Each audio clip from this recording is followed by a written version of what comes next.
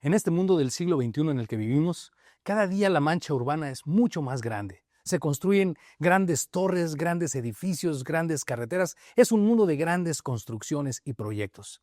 Sin embargo, el proyecto más maravilloso que puede haber es la construcción o la edificación de un hogar feliz. Este debe empezar por cimientos sólidos o fundamentos sólidos.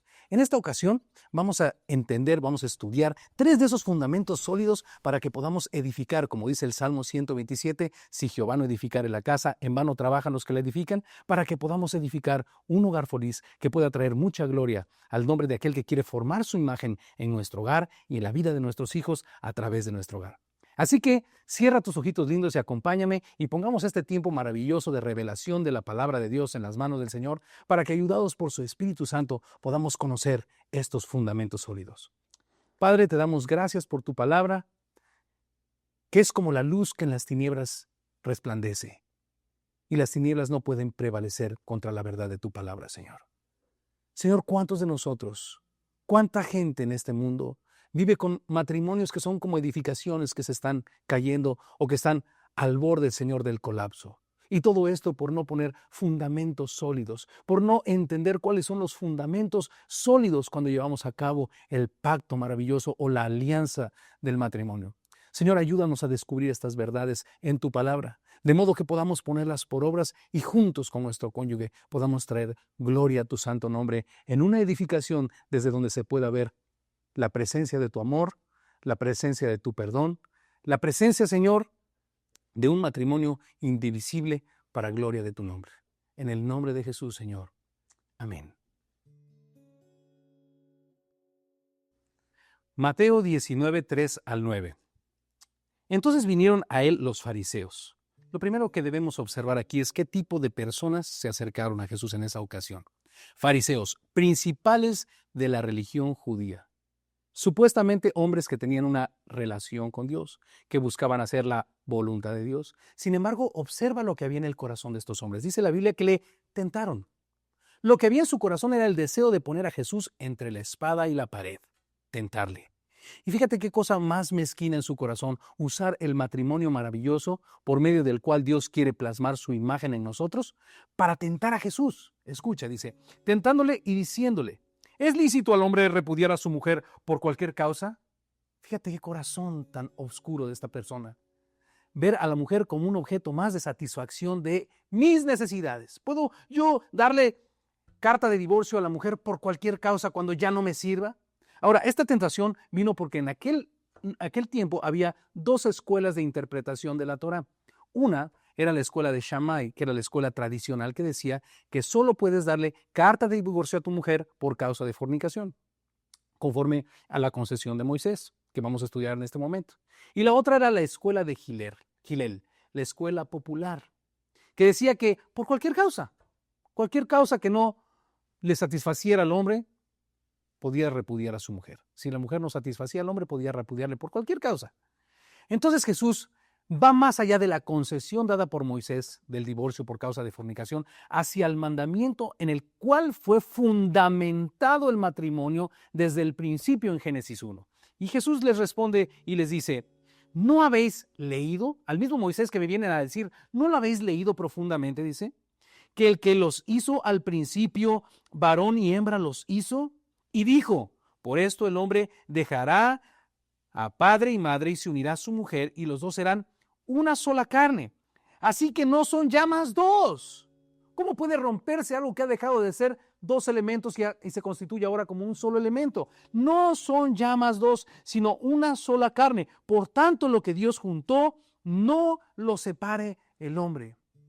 Qué revelación tan preciosa. Y el Señor les recuerda que el matrimonio es una alianza donde 2 personas dejan de ser individuales para constituirse en una sola carne y llevar a cabo un solo proyecto.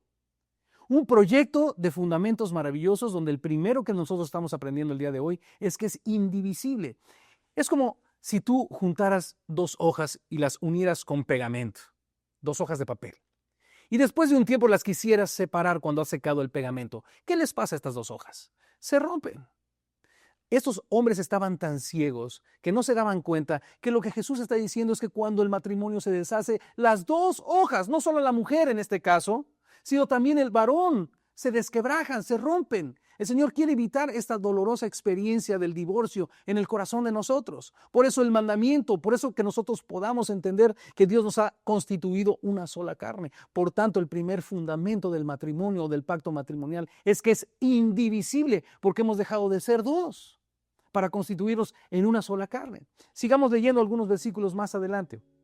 Así que no son ya más dos, sino una sola carne. Por tanto, lo que Dios juntó no lo separa el hombre. Le dijeron, ¿por qué pues mandó Moisés dar carta de divorcio y repudiarla?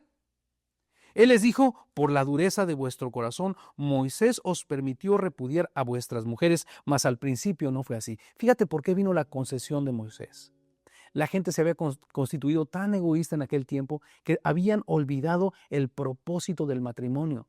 El propósito del matrimonio es que a través de estos dos elementos, el varón y la mujer, podamos reflejar la imagen del que nos crió y nos bendijo y nos dijo, fructificad y multiplicaos. Se había perdido este concepto y ahora los fariseos tenían el concepto de sacarle ventaja, a ver qué es para mí, en lugar de que, qué oportunidad tan maravillosa el matrimonio tengo yo para edificar la vida de otra persona. ¿Qué es para mí? ¿La puedo desechar a la mujer cuando ya no me sirva?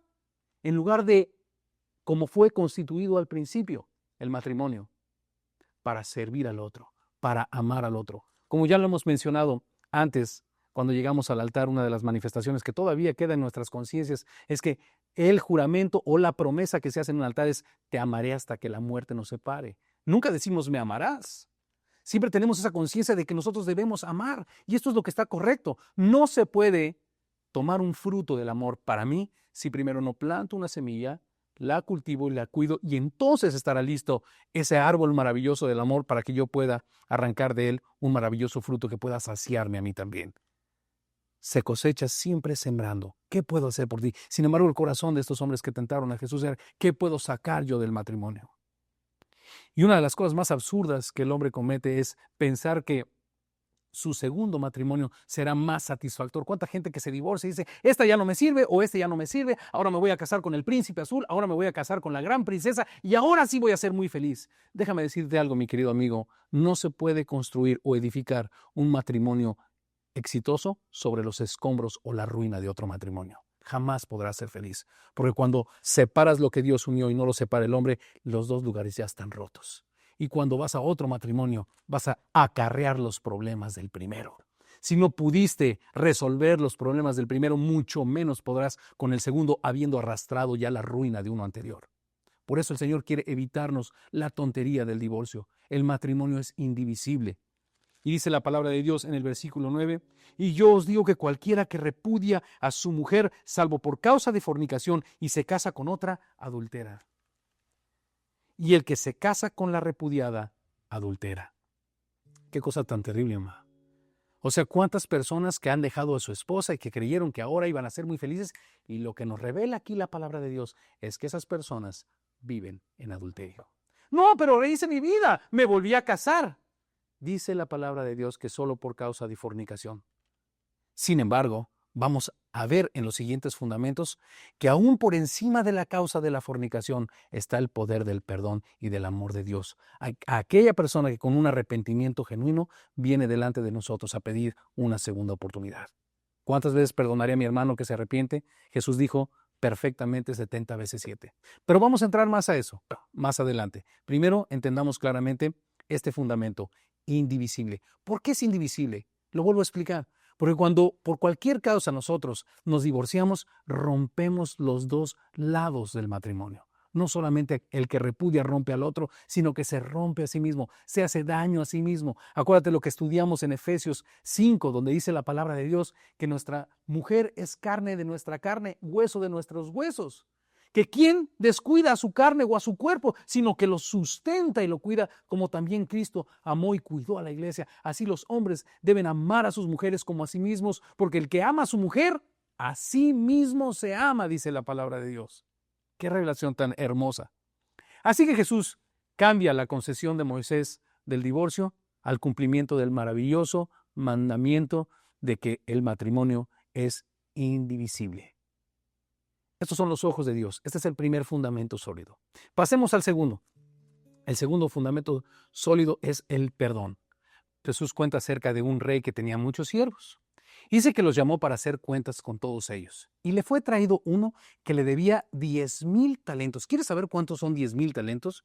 Bueno, a nuestros tiempos sería aproximadamente algo así como 2,500 millones de dólares, ya que un talento tenía 6,000 denarios y un denario era el sueldo de una jornada de trabajo de un día, el sueldo mínimo. Algo así como en los Estados Unidos sería algo así como $40 un denario.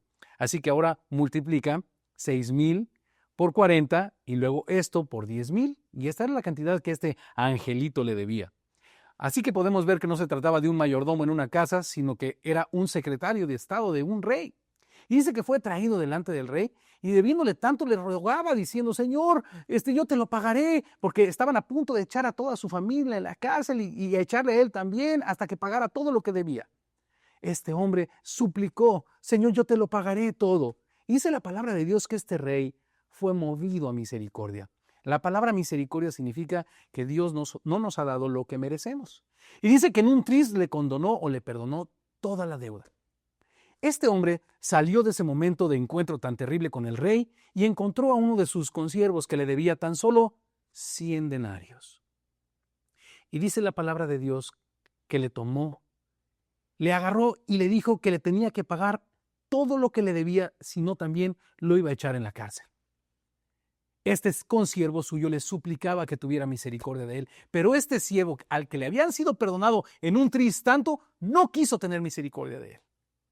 Viendo los consiervos de este siervo malo lo que había hecho, fueron y se lo refirieron al rey. Y el rey lo mandó llamar.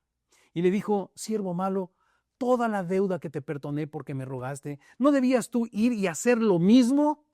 Pero este hombre, al no haber recibido el perdón, no lo podía ofrecer. He ahí el punto increíble. Aun cuando le había sido otorgado el perdón, este hombre no se había vestido del perdón. Este hombre no le había dolido la traición que había hecho a su rey. No se daba cuenta el grado tan alto de lo que le había sido perdonado. Este hombre salió y en total ignorancia tomó a uno de sus consiervos y le hizo que le pagara toda la deuda. Entonces dice la palabra de Dios que el rey lo mandó llamar y entonces sí lo metió a la cárcel hasta que pagara todo lo que le debía. Y Jesús termina diciendo, así hará mi Padre con cualquiera de vosotros si no perdonáis a los hombres sus ofensas.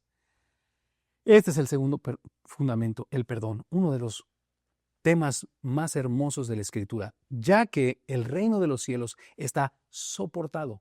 El reino en el cual entramos por la fe está soportado en base al perdón que Dios nos ha otorgado gratuitamente, derramando la sangre de su Hijo en nuestro lugar para pagar el precio de nuestras culpas.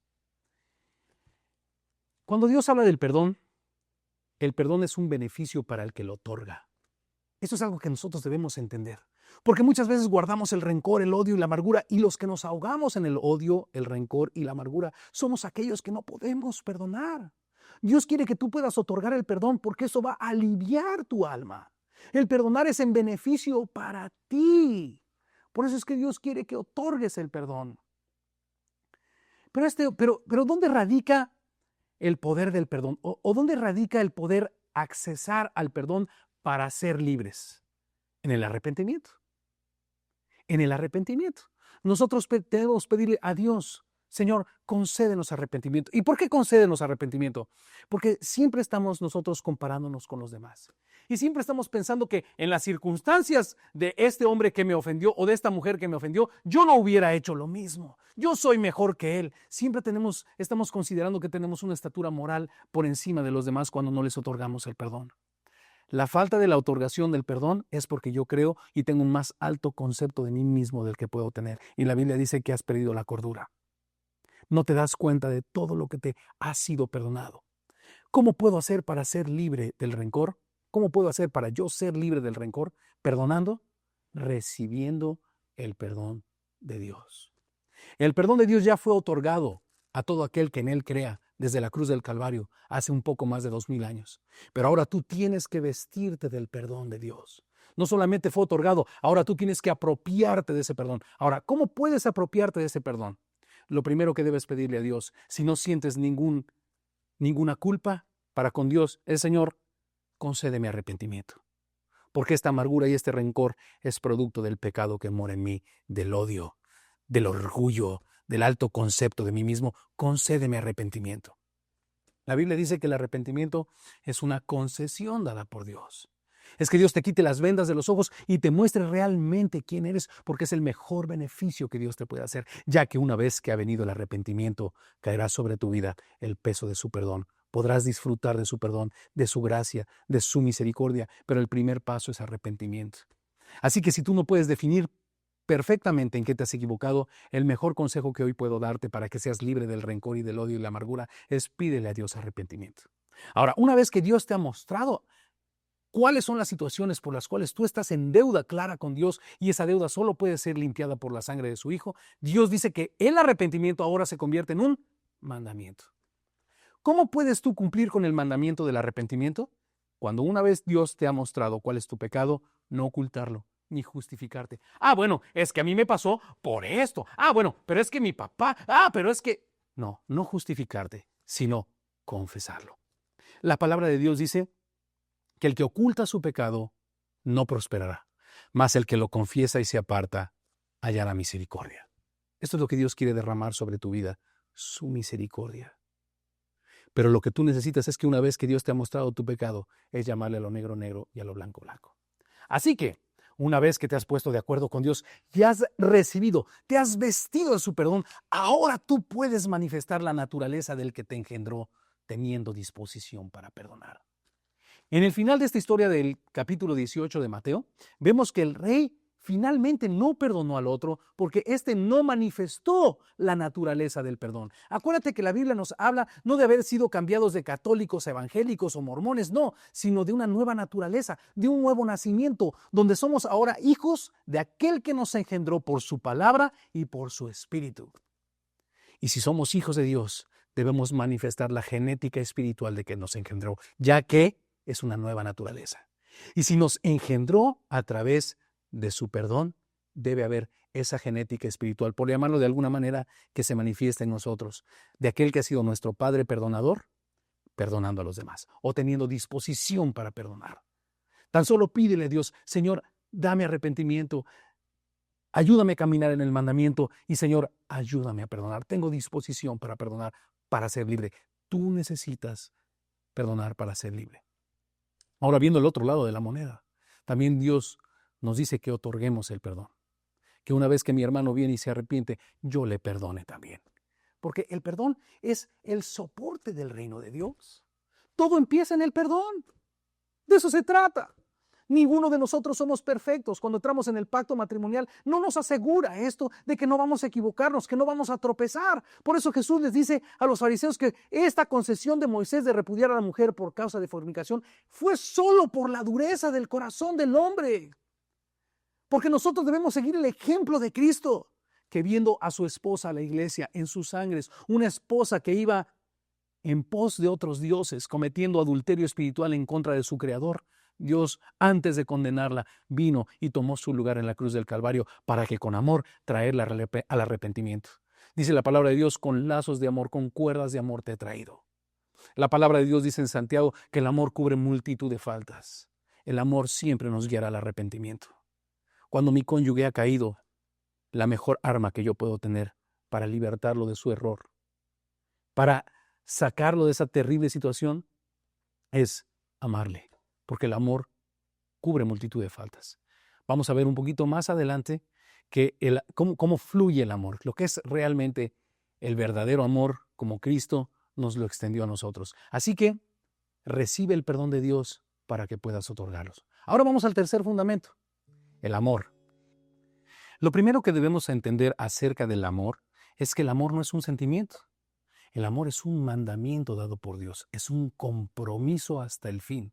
Fíjate en este maravilloso versículo, lo que dice la palabra de Dios en Juan 13:34. Un mandamiento nuevo os doy, que os améis unos a otros como yo os he amado y que también os améis unos a otros. Fíjate, como Él nos ha amado. El mandamiento antiguo es ama a tu prójimo como a ti mismo. Pero ahora Jesús se pone de ejemplo y dice, yo les he dado el modelo. ¿Quieres conocer este maravilloso modelo? Acompáñame al mismo capítulo 13, versículos del 1 al 5. Y fíjate de qué manera es el amor dado por Dios, el amor desarrollado o manifestado por Jesús. Dice, antes de la fiesta de la Pascua, sabiendo Jesús que su hora había llegado para que pasase de este mundo al Padre, como había amado a los suyos que estaban en el mundo, los amó hasta el fin. Los amó a pesar de la negación de Pedro, los amó a pesar de los pleitos de Juan y Jacobo, pero los amó a pesar de la traición de Judas. Los amó como un compromiso hasta el fin, porque él había entrado en un pacto con sus discípulos. Él había entrado en un compromiso de formarlos a su imagen para que llevaran a cabo un propósito maravilloso. Y por ese pacto y ese compromiso que Jesús había establecido con sus discípulos, le comprometía de amarlos hasta el fin. Ahora, este no era un compromiso gravoso para Jesús. Este era su privilegio, su honor, su gusto. Cumplir con su palabra, como Dios cumple con su palabra, es su honor, su privilegio, su gusto, su gozo. Dice el siguiente versículo. Así que la primera característica de un verdadero amor es que es hasta el fin. De donde extraemos también de 1 Corintios capítulo 13 que el amor nunca deja de ser. Esta es la característica del amor. Es un compromiso, es un mandamiento hasta el fin. Así que recordemos que cuando nosotros entramos en un pacto conyugal con nuestra esposa o con nuestro cónyuge en nuestro matrimonio, este fue el tipo de compromiso que nosotros establecimos.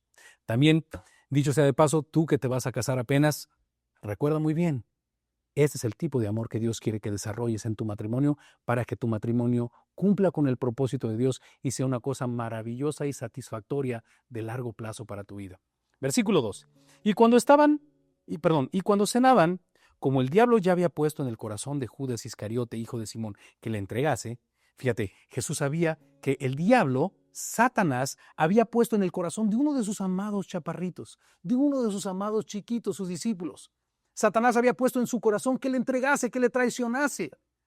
Recordando lo que Pablo había dicho o diría más adelante en Efesios capítulo 6, que nuestra guerra no es contra sangre y carne, sino contra principados, potestades y huestes. Nosotros debemos identificar esta realidad también como Jesús. Que cuando tengo un problema con mi esposa es alguien que quiere dividir mi matrimonio porque mi matrimonio tiene el propósito de reflejar la imagen de Dios y el enemigo no quiere que esto suceda jamás. Él odia la imagen de Dios. Así que nuestra guerra no es contra mi cónyuge, sino contra huestes. Así dice la palabra de Dios, que Jesús sabía que Satanás había puesto en el corazón de Judas que le entregase. Sabiéndolo, y también versículo 3, sabiendo Jesús que el Padre le había dado todas las cosas en las manos y que había salido de Dios y a Dios iba, sabiendo todas estas cosas, teniendo el poder de hacer cualquier cosa, de desecharle, condenarle o intentar transformarlo hasta el fin, a Judas, dice, sabiendo toda esta cosa, se levantó de la cena y se quitó su manto y tomando una toalla, se la ciñó. Esto sobre todo es para los maridos, para los varones, para los líderes del hogar. Se quitó su manto. El manto era una señal de autoridad. Siempre vemos en la Biblia el manto como una señal de autoridad, el manto de Elías, etc. Jesús se quita el manto de autoridad que tenía sobre sus discípulos y se ciñe la toalla de siervo. ¿Por qué? ¿Para qué? Para contrarrestar el ataque del enemigo en el corazón de Judas. Servirle, amarle hasta el fin. Esto sería el único antídoto que podría darle la oportunidad a Judas de ser restaurado o restablecido en su relación con Jesús y ser salvado. Jesús creía que esto era capaz de darle la última oportunidad a Judas. Se quitó su manto, se ciñó la toalla y tomando la toalla, dice, se la ciñó, versículo 5, luego puso agua en un lebrillo y comenzó a lavar los pies de sus discípulos, incluido Judas, y a enjugarlos con la toalla con la que estaba ceñido. Este es el amor. ¿Cuántas características tan preciosas? El amor sirve, el amor lava, el amor no deja de ser. Me recuerda aquellos pasajes maravillosos de 1 Corintios capítulo 13, donde dice que el amor todo lo sufre. Esto quiere decir, sufre con el cónyuge. Eso no quiere decir que el amor está diseñado para que si tu cónyuge te está pegue y pegue y pegue, o lastimando, tú lo sufras todo como un mártir. No. Esto quiere decir que el amor todo sufre con su cónyuge, comparte el sufrimiento. Cuando el cónyuge ha caído, comparte, va y trata de levantar. El amor todo lo cree, el amor tiene la confianza. Jesús tuvo la confianza en que quizá el servicio de él le brindaría a Judas una segunda oportunidad. El amor todo lo espera, guarda la esperanza y por eso lo amó hasta el fin. Ese es el amor que todo lo espera. El amor todo lo soporta. Es como un soporte, como una grúa que levanta. El amor es algo que soporta y levanta al que ha caído, al que tiene alguna debilidad. Si tú puedes, como lo decíamos en otras clases, si tú puedes identificar alguna debilidad en tu cónyuge, esto es con el objetivo de que uses esa fuerza que Dios te ha dado siempre para soportarlo, para levantarlo. Este es el tipo de amor. Este es el fundamento sólido. ¿Quieres tener un matrimonio que pueda cumplir con el propósito de Dios? Estos son los fundamentos sólidos que debemos nosotros entender. El amor, el matrimonio, el pacto matrimonial es indivisible. Lo que Dios unió, no lo separa el hombre. El perdón es el elemento donde se soporta el reino de Dios. Él nos ha perdonado, vístete de su perdón y otorga el perdón que te ha engendrado como una manifestación de la genética espiritual de Dios en tu vida, ya que eres hijo de Dios. Y lo tercero, pídele a Dios que te ayude a amar como Él nos ha amado. Porque, de hecho, Él dijo en este precioso versículo último, que fue el primero que leímos, un mandamiento nuevo os doy, que os améis unos a otros como yo os he amado. Ya que es un mandamiento, Señor, ayúdame a amar a mi cónyuge como tú me amaste, ya que es tu mandamiento. Ahora acuérdate que los mandamientos de Dios no son gravosos.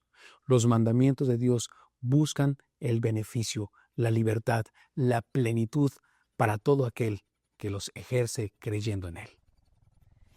Hemos conocido ahora estos 3 fundamentos. ¿Por qué fundamentos? Porque esto vas a tener que desarrollarlo una y otra vez. Sobre estos soportes vas a edificar un matrimonio, un hogar feliz. Vamos a poner este tiempo en manos del Señor y vamos a pedirle, Señor, pon estos soportes, estos fundamentos en nuestro matrimonio. Ayúdame a reconstruir mi matrimonio usando de estos preciosos fundamentos. Padre, Señor, en el nombre de Jesús te damos gracias porque tu palabra tiene todos los elementos, Señor, que nuestra vida necesita, que nuestro matrimonio necesita. Todas las partes, Señor, para edificar un precioso hogar que pueda reflejar tu gloria. Señor, te necesitamos tanto. Si tú no edificas nuestro hogar, en vano trabajamos. Tu palabra dice, si Jehová no velare la ciudad, en vano vela la guardia. Señor, vela, Señor. Ayúdanos a poner por obra tus mandamientos, de modo que podamos, Señor, vivir esa vida de plenitud y de abundancia para todo aquel que en ti cree, que no solamente escucha, sino obra, creyéndote, caminando en tu palabra. En el nombre de Jesús, Señor. Amén. Estamos concluyendo esta 5ª clase ya, y nuestro versículo a memorizar lo encontramos en el Evangelio de Mateo, capítulo 19, versículo 6. Así que no son ya más 2, sino una sola carne. Por tanto, lo que Dios juntó, no lo separe el hombre. Nuestra página es www.sembradosenbuenatierra.com. Aquí conocerá otros materiales que creemos son de utilidad para su diario vivir. Hasta la próxima clase.